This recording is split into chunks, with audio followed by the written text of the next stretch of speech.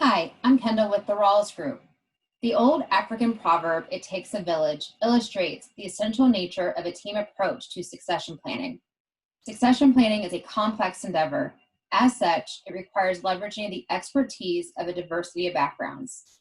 Collaboration and different expert opinions provides a 360-degree approach, ensuring the possible, probable, and potential issues impacting your long-term vision are addressed.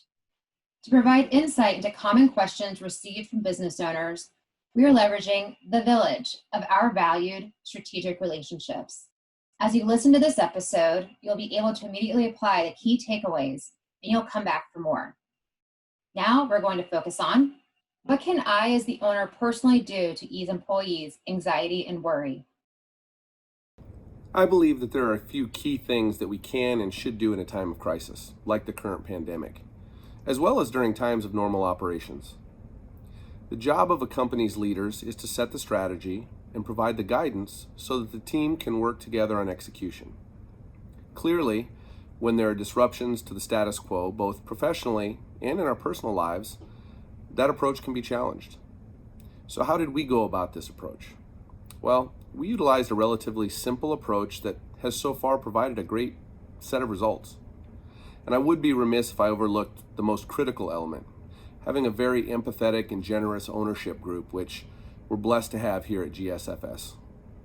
In terms of the strategy that we employed to reduce anxiety and worry, there were a few key things that we focused on. First and foremost was deliberately focusing on this issue. We didn't sweep it under the rug and addressed it head on. We also didn't just focus on the professional side of the pandemic, but felt it was our obligation to consider our associates and the impacts to their personal lives with health and education and childcare. Having a well-developed and rehearsed business continuity and disaster recovery plan was also critical. We were able to move from an office environment to fully remote in less than an hour, very successfully, and have been able to continue in that capacity several months later. Again, planning up front helped eliminate some of those concerns and worries that could sometimes happen. We also focused on continued and frequent communication and contact with our associates. We used a variety of different media, whether it be Zoom calls, Slack channels, emails, recorded videos. Many of these approaches were not just focused on the business aspects, but on personal and fun and social interaction, whether they be virtual happy hours or games or contests or just get to know each other sort of approaches. And at each step, we paid a lot of attention to the morale of the team, how folks were handling things, their various interaction, etc. Lastly, and probably just as importantly, was the focus on providing continuous and real and honest assessments of how the business was going and how the marketplace was going, whether it be good, bad, or indifferent. Constantly provided the team with updates and changes to the marketplace, to the health of our company, to the health of the industry. And at each step, we really focused on not just providing the what, but also the why. Why are we doing this? Why are we taking this approach? To really help folks be part of the decision-making process, which was very successful.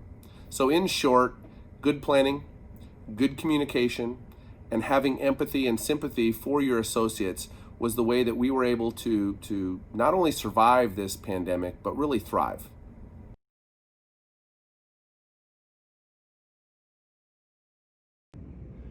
What can I personally do as an owner to ease my employees' anxieties and worries? I think the first thing is just you need to be clear and candid in your communications with your employees. Let them know you are aware of the financial and health challenges everyone's facing right now.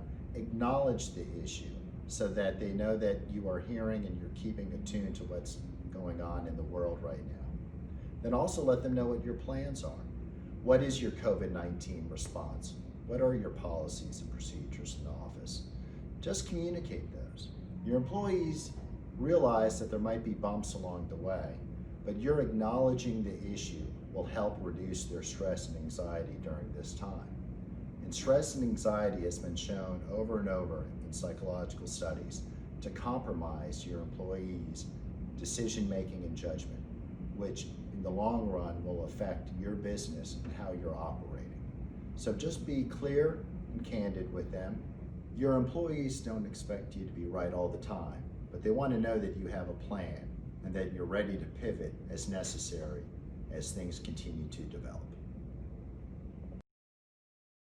I can really appreciate that question because it's an indication that you're probably genuinely concerned about the well-being of your people.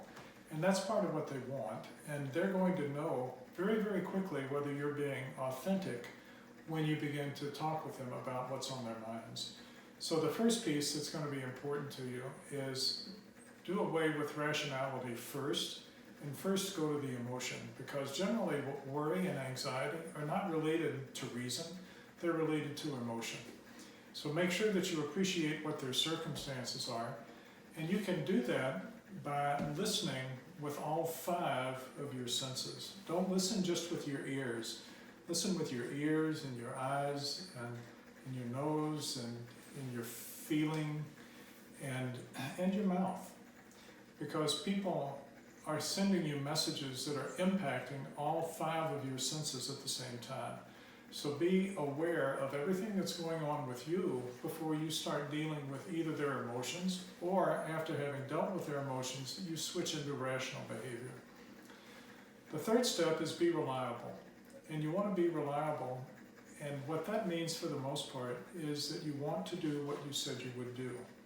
Now, before you commit to doing something, one of the questions you may want to ask the people that you're working with is, do you want me just to listen, or would you prefer that I actually do something? And if you want me to do something, tell me what it is you want me to do.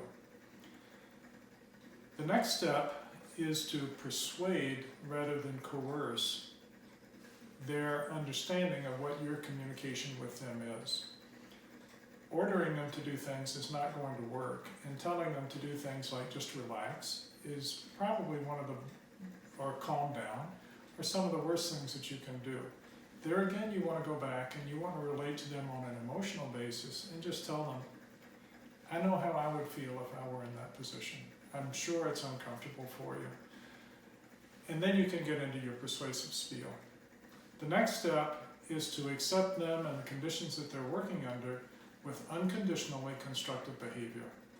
That means regardless of how many times you may have heard similar comments from other people, don't launch into an attack because you're frustrated, because you don't really know what you can do, and you're tired of hearing people ask the same questions and have to repeat them. Regardless of what they're doing, they may be hearing the answer for the first time, or it probably may be the first time they've heard it from you. So respond with unconditionally constructive behavior. And the next step is and the final step is to remember to be flexible and to stay focused. The person with the most flexibility controls the system. And that's important to remember as we go through this time of worry and anxiety. You can get through it, and so can they, but you've got to be flexible and you've got to stay focused. Thank you to our strategic partners, The Village, for participating and sharing your perspective. Do you have a burning question you want to discuss with an expert? Feel free to submit it via the Ask an Expert link featured on the page. Continue to listen to this series now or come back later for more. Each question featured may want you to learn something new.